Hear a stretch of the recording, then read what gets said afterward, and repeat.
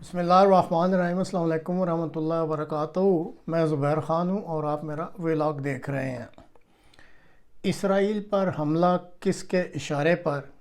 آج اس موضوع پر مختصراً بات کی جائے گی۔ سال 2022 اگست کے مہینہ میں ایران کے سپریم لیڈر علی خامنائی کی ویب سائٹ پر ایران کے اسلامک ریولوشنری گارڈ کور کے سربراہ حسین سلامی کا ایک انٹرویو پوسٹ کیا گیا، جس میں یہ مندرجات شامل تھے۔ پہلے میں یہ انگریزی میں پڑھتا ہوں اور اس کے بعد اس کا پھر میں سادہ اردو میں آپ کو مطلب بھی واضح کر دیتا ہوں۔ اس میں یہ لکھا تھا کہ in August 2022 in an interview posted on Supreme Leader Ali Khamenei's website, the head of the IRGC, یہ جو اسلامک ریولوشنری گارڈ کور ہے، حسین سلامی said, the Palestinians are ready today for ground warfare. Israel's biggest weakness is ground warfare. Fighting by means of missile is not the main point of the struggle. They know that the territories must be liberated by ground forces.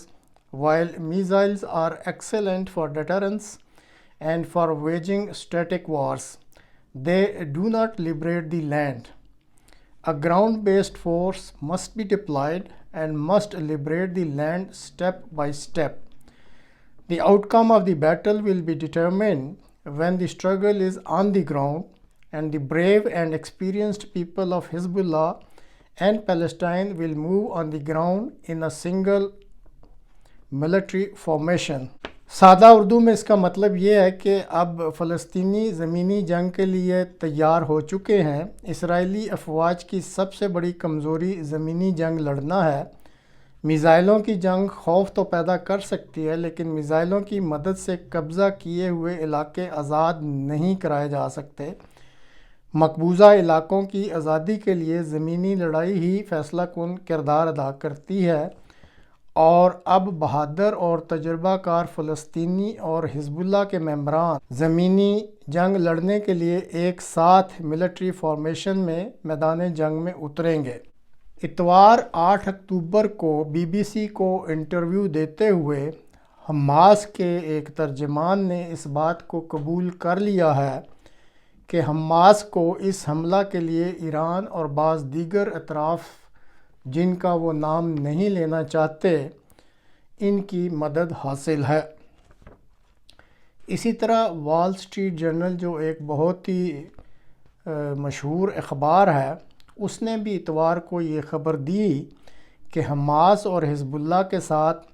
Iran کی Islamic revolutionary guard کور کے افسران کی ماہ اگست سے مل جل کر منصوبہ کرنے کی میٹنگز ہو رہی تھیں، اور ان میٹنگز میں زمینی، فضائی اور سمندری راستہ سے حملہ کی جو ہے وہ ڈیٹیل منصوبہ بندی کی جا رہی تھی، اور پھر ان حملوں کا تمام پہلوؤں سے جائزہ لینے کے بعد سوموار 2 اکتوبر کو بیروت میں ہونے والی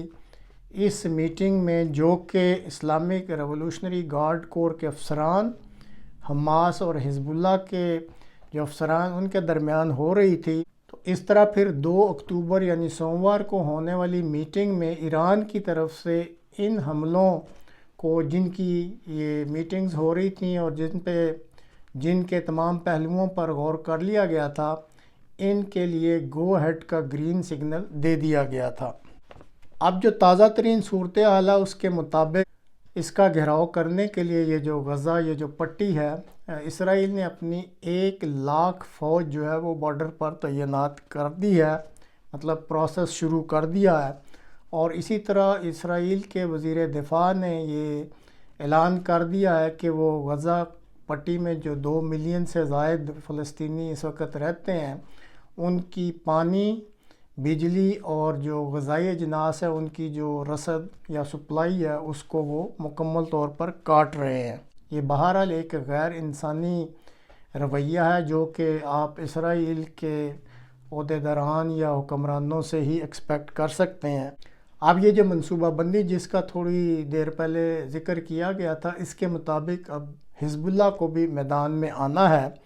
اور اگر وہ جتنی جلدی میدان میں آ جاتے ہیں پھر غزہ کے مکینوں کو کچھ ریلیف مل جائے گا۔ اب جہاں تک غزہ جیسی گنجان آباد فلسطینی آبادی جو اس علاقے میں، جیسے بتایا گیا تھا کہ یہ ٹوٹل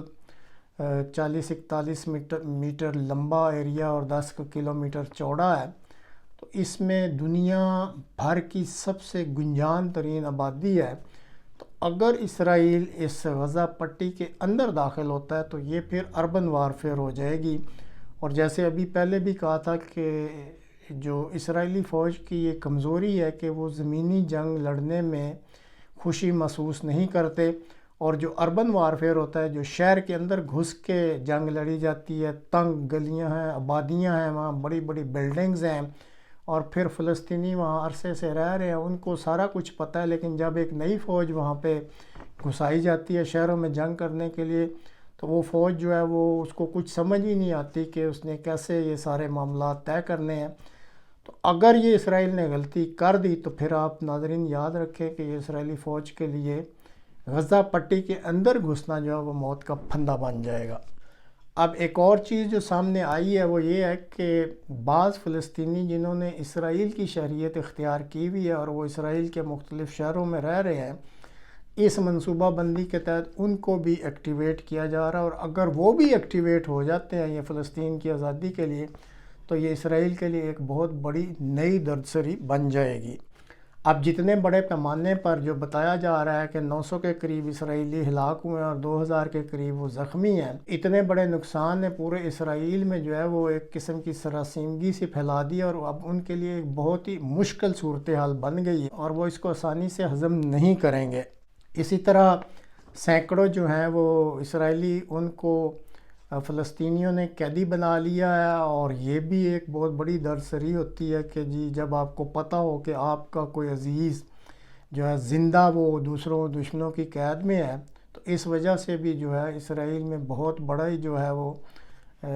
اپ سیٹ قسم کا ماحول ہے، اور لوگ جو ہیں وہ پریشان ہیں جن کے عزیز یا قربا جو ہیں وہ اس وقت فلسطینیوں کی قید میں ہیں۔ اب دوسری طرف جو ایک دلچسپ صورتحال پیدا ہوئی ہے وہ یہ کہ آج سیکیورٹی کونسل کی ہنگامی میٹنگ بلائی گئی،